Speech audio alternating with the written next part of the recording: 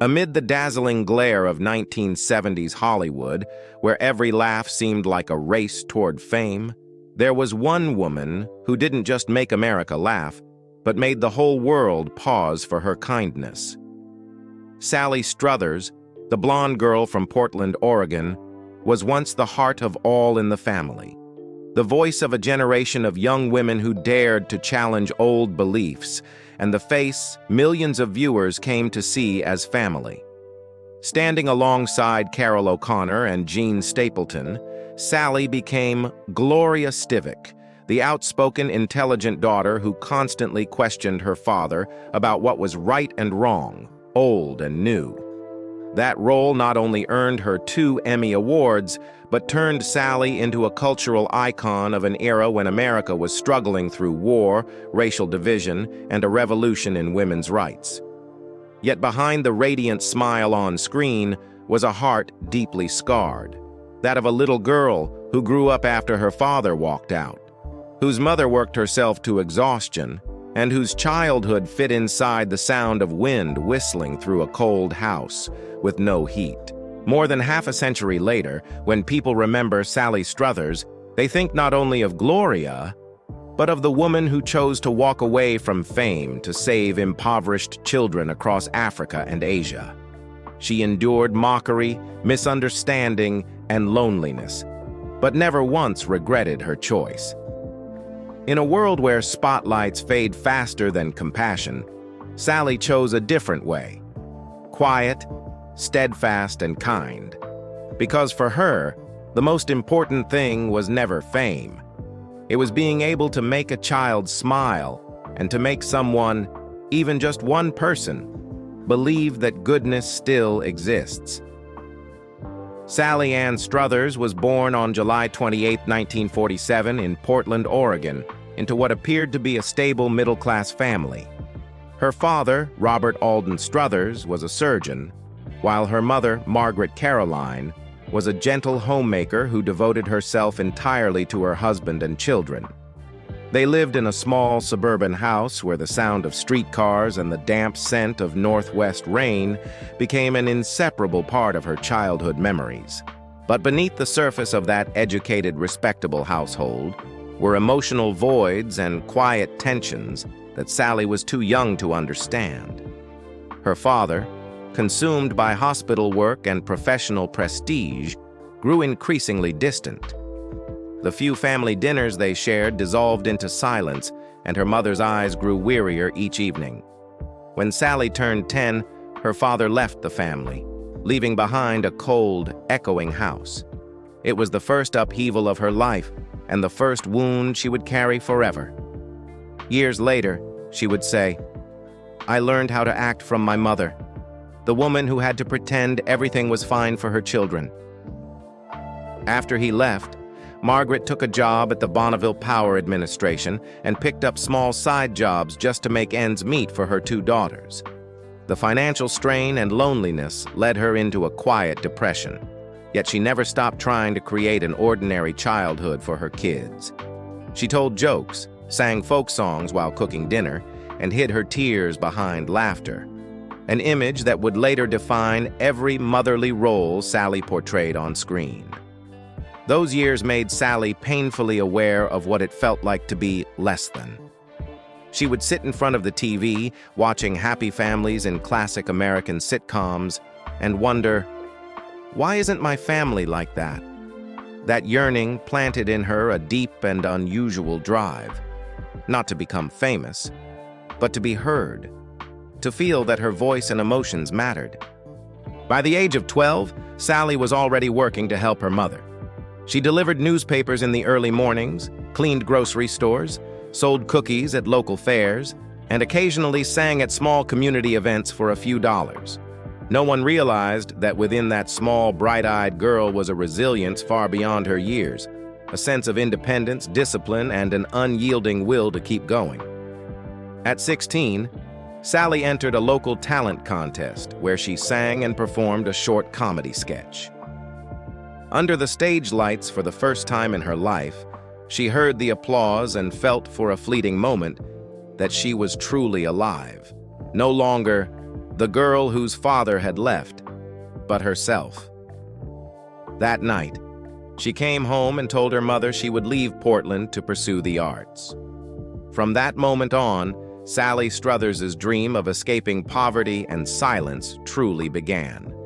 At 18, Sally Struthers left Portland, the city of gray rain and a deprived childhood, with nothing but an old suitcase, a few pieces of clothing, and one unshakable dream: to become an actress. The night train to Los Angeles was more than a trip to the capital of cinema.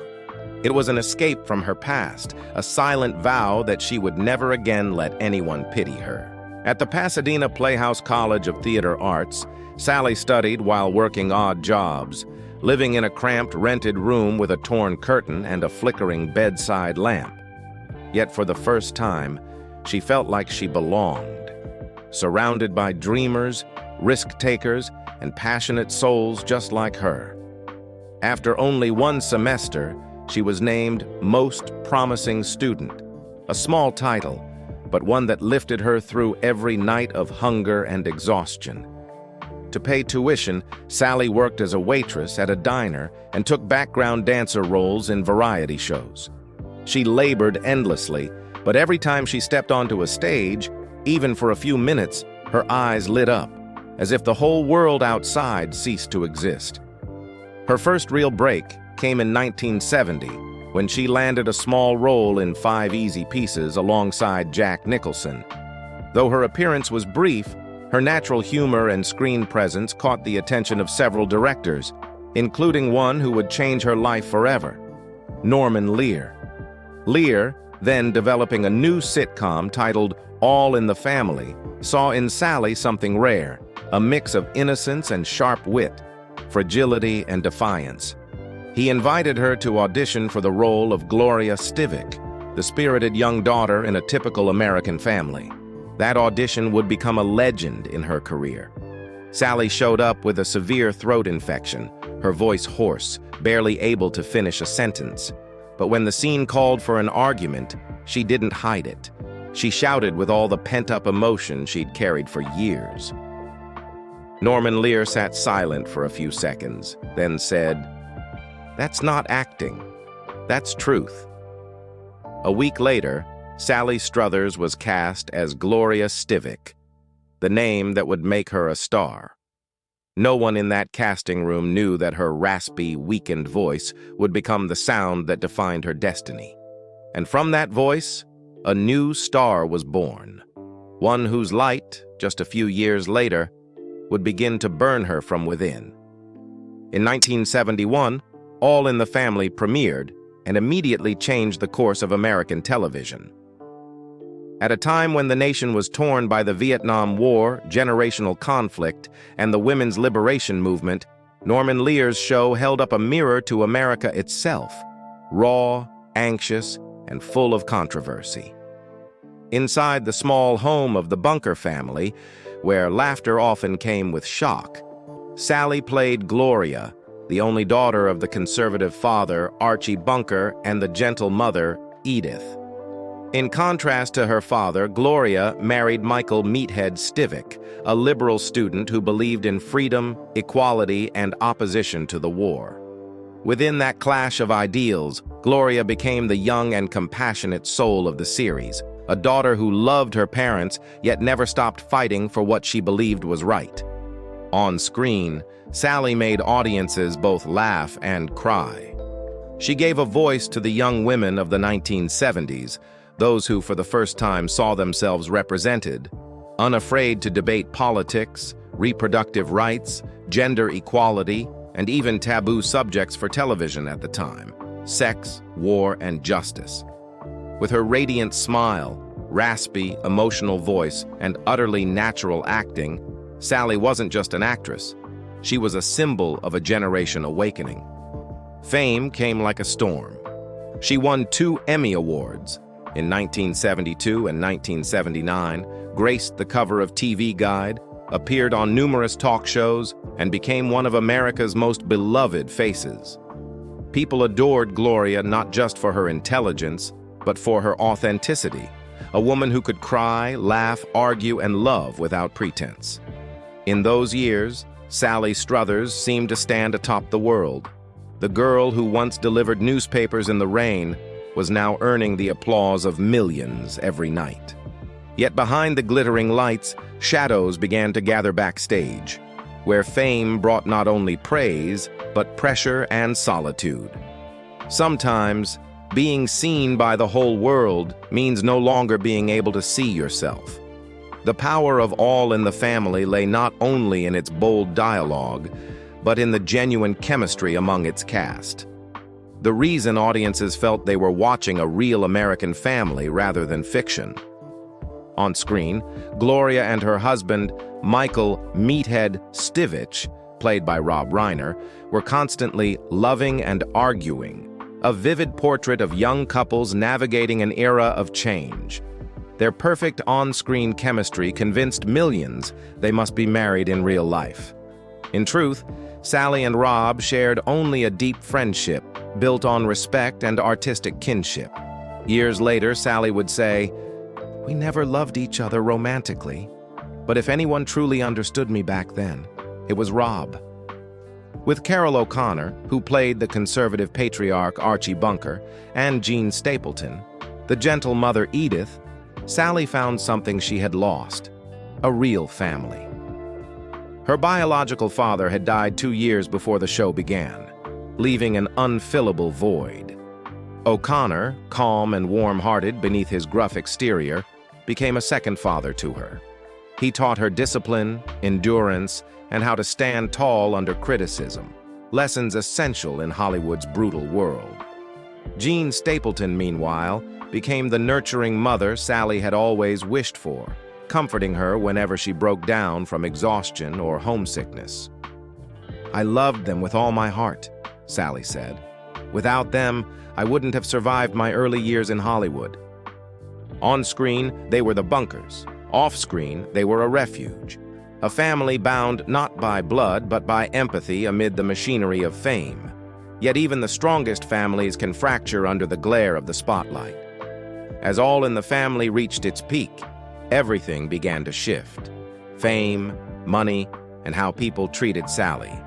And while America was still laughing in front of the TV, a quiet storm was already gathering behind the scenes, where laughter no longer came from joy. After All in the Family became a national phenomenon, Sally Struthers' fame spread across America.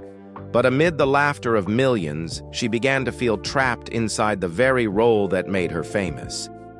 Everyone adored Gloria Stivich, the smart, impulsive daughter who spoke for a new generation of women. Yet few ever saw the real woman behind her. Sally knew that unless she broke free from that image, she would forever remain Archie Bunker's daughter. So, while still filming the series, she began to explore new creative ground. In 1972, she took a daring leap by joining Steve McQueen and Ali MacGraw in the action film The Getaway, a bold move for an actress known mainly for comedy. Though her role was small, Sally impressed critics with her ability to shift between vulnerability and defiance, proving she could hold her own in serious cinema. The film's success brought her name closer to Hollywood's top directors. By 1977, she surprised critics again with her role as a victim of domestic abuse in the groundbreaking TV movie Intimate Strangers, the first American television production to directly address the issue. Her performance as a woman who slowly rediscovers her strength to escape control and fear was hailed as one of the most emotionally powerful of her career. Many critics noted that her portrayal carried a truth only someone who had known pain firsthand could deliver. Success followed success, and in 1982, Sally was offered her own spin-off series, Gloria, telling the story of Gloria's life after divorce, a single mother raising her young son in a changing world. The role held deep personal meaning for Sally. It mirrored her own values of strength, independence, and compassion. However, despite high expectations, Gloria lasted only one season. Audiences loved the youthful Gloria of the 1970s, But they weren't ready for an older, lonelier, more introspective version of her. The show's cancellation marked more than the end of a project. It signaled the beginning of a darker chapter in Sally's life when she realized that the spotlight never shines on the same face forever. After Gloria ended, Sally Struthers didn't disappear. She simply took a step back to rediscover the heartbeat of her craft. As television's glow faded, she returned to where it had all begun, the theater. There were no cameras, no mass audiences, only the warmth of stage lights and the sound of her own heartbeat. Throughout the 1980s, Sally performed in numerous stage productions and sitcoms, including 9 to 5 and notably The Odd Couple, 1985 and 1986, opposite Rita Moreno. Two talented women with strong personalities, clashes were inevitable. The press sensationalized their disagreements as a battle between two queens of the stage. But Sally never fought back publicly. She chose silence and let her performances speak for her. Audiences saw not scandal, but quiet professionalism and perseverance, qualities rare in the noise-driven world of Hollywood. In the 1990s and 2000s, while many of her contemporaries faded from the spotlight, Sally found an unexpected renaissance among younger audiences. She returned to television as Babette Dell in Gilmore Girls, the lively, big-hearted neighbor of Stars Hollow. The role was small but unforgettable, as Babette embodied everything that once made Sally so beloved: warmth, humor, and a contagious love of life. She also appeared in shows like Still Standing, Match Game, and several comedy game programs where fans were delighted to see that same raspy laugh from her All in the Family days, only now softer and wiser. Sally's career became a melody that never truly ended. Every time it seemed to fade, she found a new note to keep it alive. But amid the renewed laughter, a darker shadow began to gather, not from scandal, but from the cruelest backlash of her career. It wasn't about acting at all. It came from her humanitarian work, the very thing she held closest to her heart. And this time, the pain didn't come from her enemies. It came from those who once said they believed in her. As the television landscape shifted, Sally Struthers returned to the truest light of all, the stage. There were no scripts dictated by Hollywood, no cameras scrutinizing every wrinkle, only the living pulse between performer and audience. She quickly became a fixture in classic plays and musicals such as Grease, Hello, Dolly, Curtains, The Drowsy Chaperone, and 9 to 5, productions demanding both energy and precision. But her most beloved role was Miss Hannigan in Annie, the harsh, comically cruel orphanage matron whom Sally transformed into a lovable villain. Every performance ended with roaring laughter and thunderous applause. From the 1990s to today, the Ogunquit Playhouse in Maine has become Sally's second home. She has appeared in more than 20 productions there, earning the affectionate nickname, the Heart of Ogunquit. Whenever she steps on stage, no one sees a weary star, only a true artist, alive, radiant, and joyful.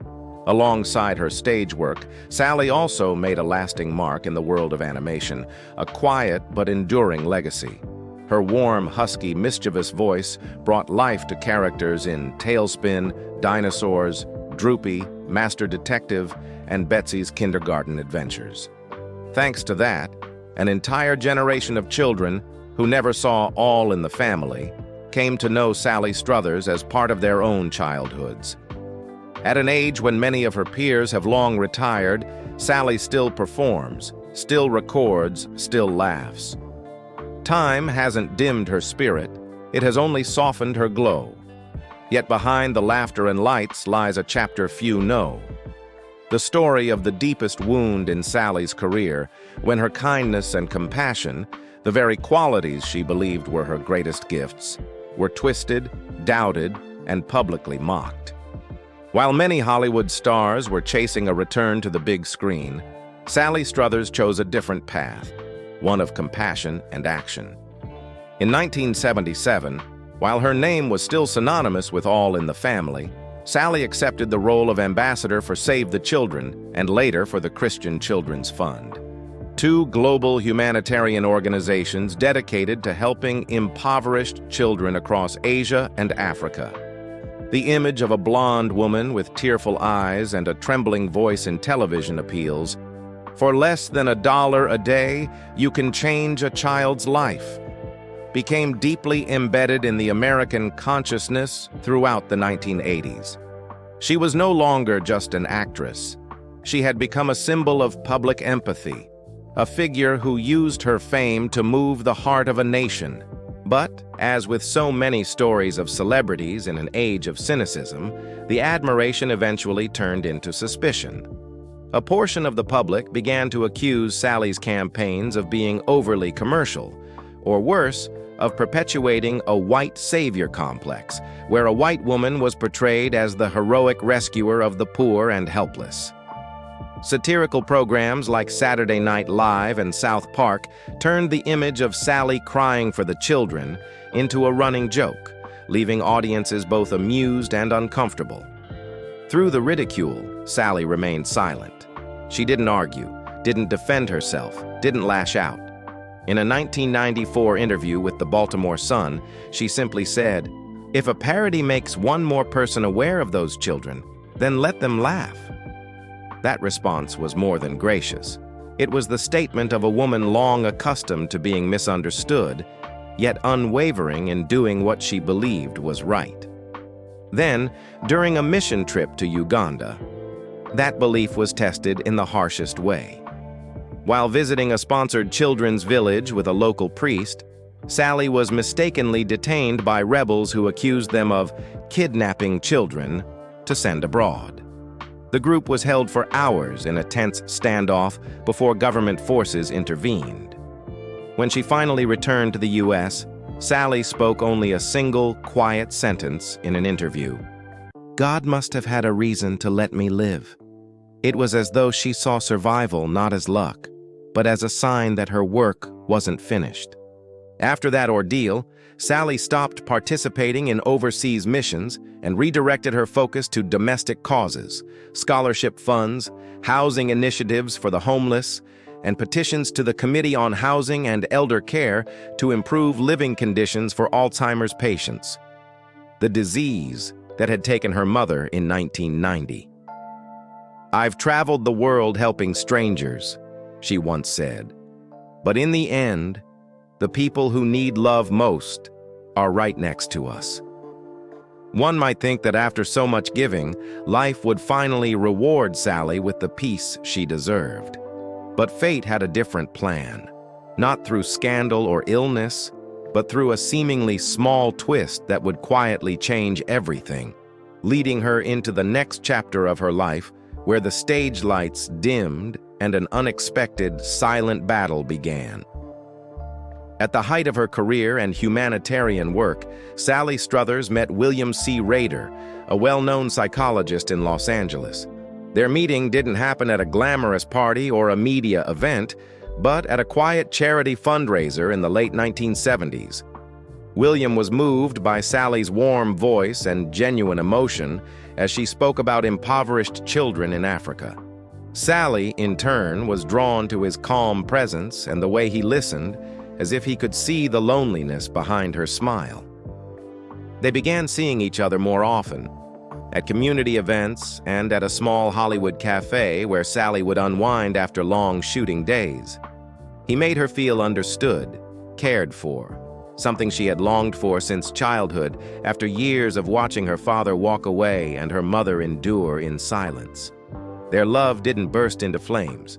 It arrived gently, like an invitation to finally rest in a noisy world. In 1977, they married in a quiet ceremony in California. No press, no spotlight. For the first time, Sally allowed herself to live for herself, not for an audience or a role. In the early years, they were happy. Sally continued her acting and charity work, while William managed his thriving practice. Friends described them as two opposite souls in harmony, the emotional actress and the rational doctor. But it was those very differences that slowly became cracks too deep to mend. As Sally spent long periods abroad for her humanitarian missions, William began to feel alone in his own home. He once told friends, "Sally belongs to everyone. Her heart is too big to be only mine." Sally, though she loved him deeply, carried the lifelong fear of abandonment. She clung too tightly, afraid to lose what she loved, and that very fear suffocated what they had. Small arguments turned into silence, about her long absences, his withdrawal, unanswered letters, and an empty house at night. In 1979, their daughter Samantha was born, a miracle to Sally. She once said in an interview, "The moment I held her, I felt like my life finally had an anchor." Samantha became the center of Sally's world, the reason to pause, to breathe. But for William, the baby couldn't bridge the growing distance between them. By the mid-1980s, William's career collapsed after he lost his medical license in a malpractice lawsuit. The shame and frustration drove him inward, while Sally, now the family's provider, threw herself into work, performing, touring, appearing on television to keep their lives afloat. The dynamic reversed. The man who had once been her support now leaned on her for strength, and it wounded them both. Their marriage quietly ended in 1983. No scandal, no betrayal, just exhaustion. Years later, Sally summed it up simply. It was a good marriage, just not a lasting one. After the divorce, Sally raised Samantha alone while caring for her aging mother. Friends recalled nights when, after late performances, she would cradle her daughter to sleep backstage because she didn't want to leave her. From then on, she never remarried. The only loves that remained in her life were Samantha, the stage, and the nameless children across the world to whom she still sent money every month. Years later, when Samantha was grown, Sally told her in a quiet conversation, "I don't regret a single thing. Not the fame, not the loss, not the pain, because they all made me your mother." That sentence closed a long chapter, one in which Sally Struthers had loved, lost, and learned that sometimes sacrifice isn't an exchange, but the only way to keep loving. But life didn't stop at love or loss. After everything, Sally still had another challenge to face. Not from people, but from time itself. It was then that the woman who once made America laugh had to learn to live with the silence of age. After the Uganda incident and years spent walking the line between life and death, Sally believed she had experienced every shade of loss. She thought that if she continued to serve others and keep her heart kind, life would reward her with peace. But Hollywood, the world that once lifted her to the heavens, rarely offered a permanent home to compassion. When her humanitarian work slowed, Sally decided to return to acting. But by then, the film industry had moved on. When All in the Family ended in the late 1970s, many assumed Sally would rise to even greater heights. Instead, it marked the beginning of her loneliest years. She soon faced the curse of typecasting, the invisible trap Hollywood sets for those who succeed too well in one unforgettable role. No one saw Sally Struthers anymore. They only saw Gloria Stivich. Directors hesitated, studios were cautious. Whenever she appeared on screen, audiences whispered, "Oh, that's Gloria," as if that name defined her forever. In a 1986 interview, she admitted bitterly, "It's the blessing and the curse of success. They remember you so well they can't imagine you as anyone else." The pressure led to a brief period of depression.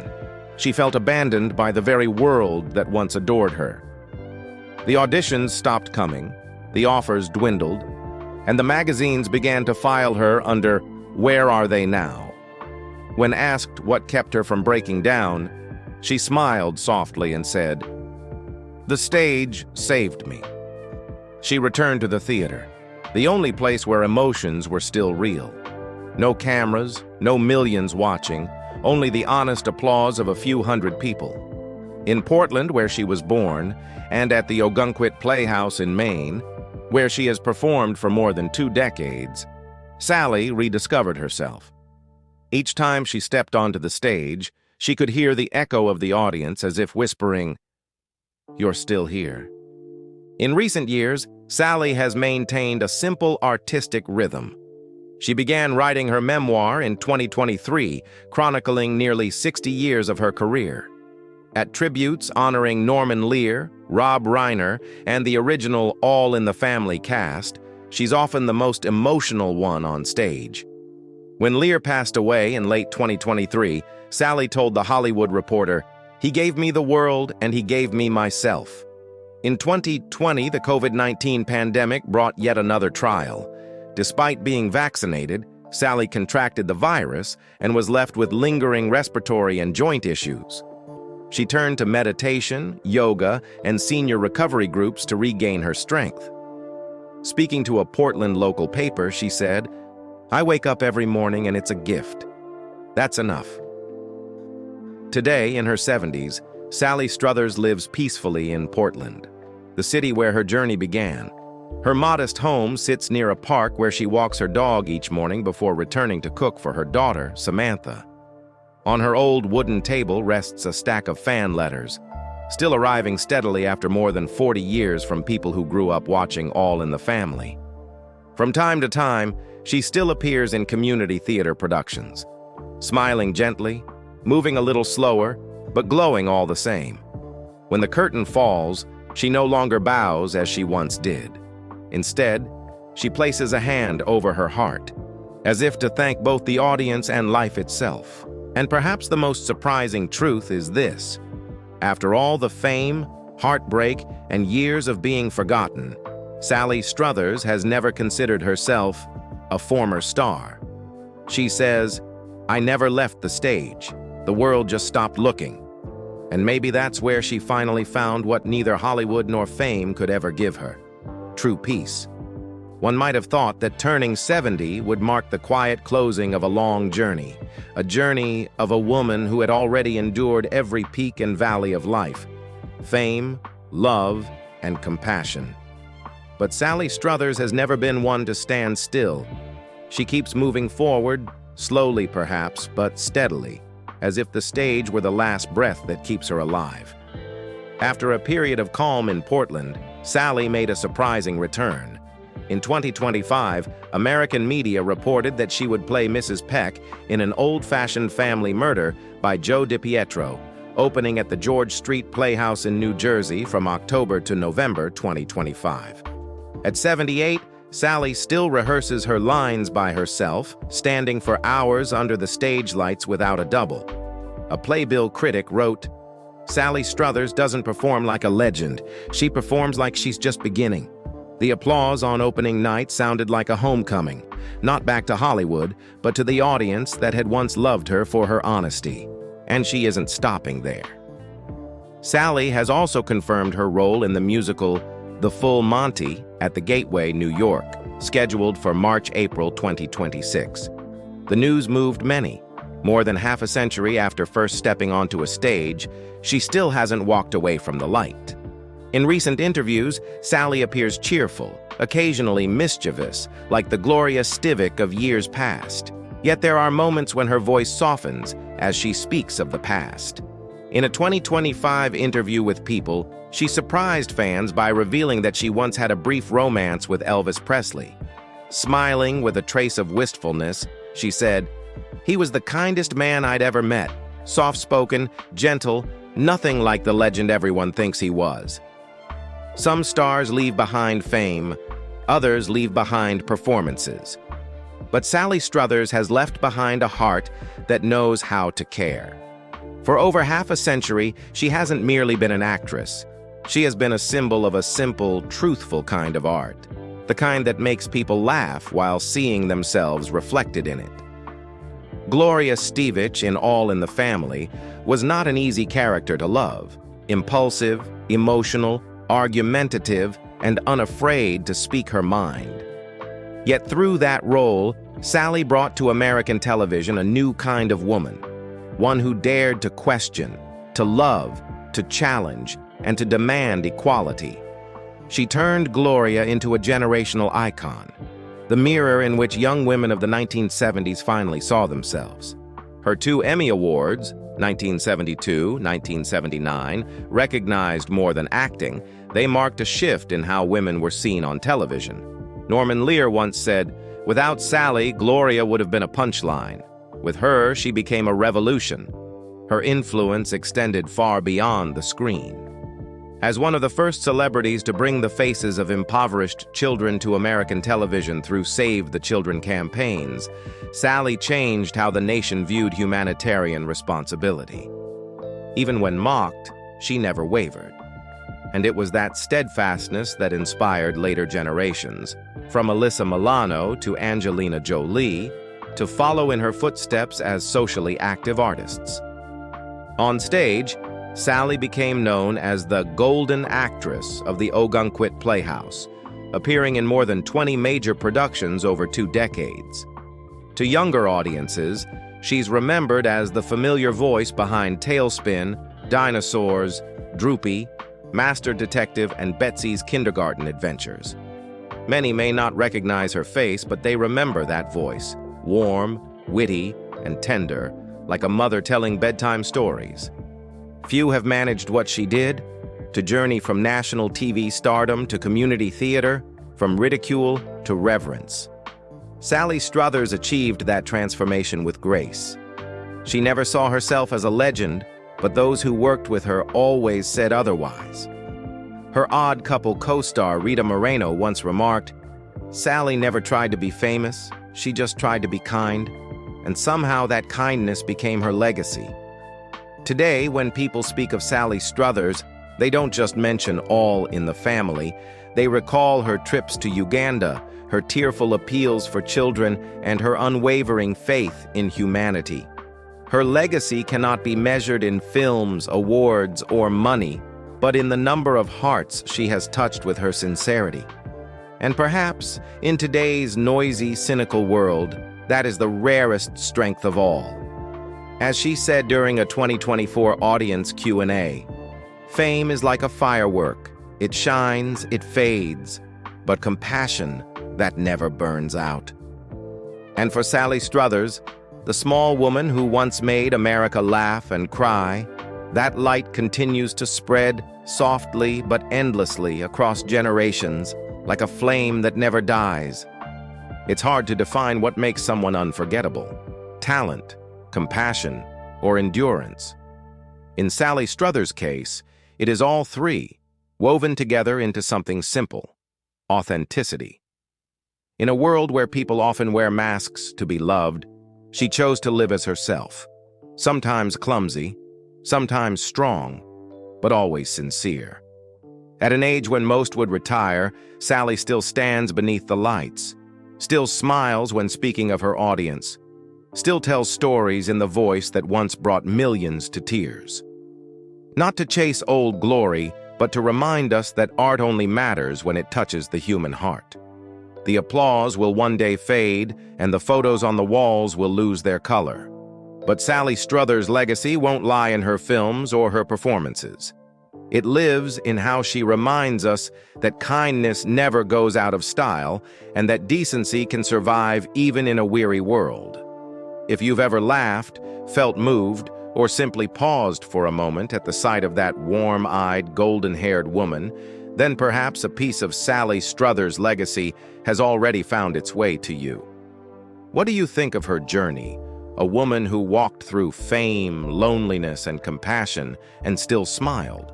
Share your thoughts in the comments below, and if you believe stories like hers deserve to be told, hit like and subscribe, so that this light never fades.